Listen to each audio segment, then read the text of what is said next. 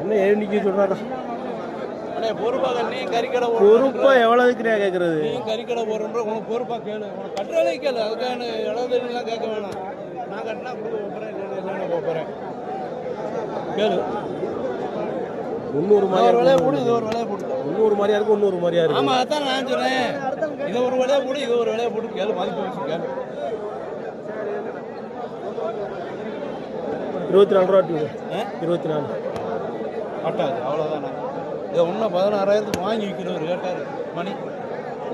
என்னென்ன பாடத்துல இருக்கு குட்டி தெளிவு இல்லையா? குட்டி தெளிவு இருக்கு, பாடம்லாம் இருக்குல்ல. 16 ரூபாய்க்கு எப்படி கேட்டா?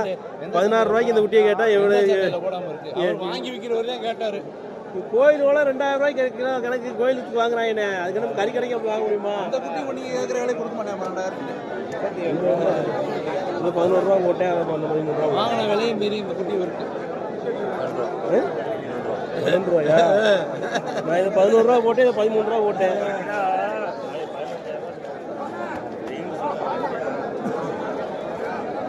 8 ரூபாய்க்கு என்னடா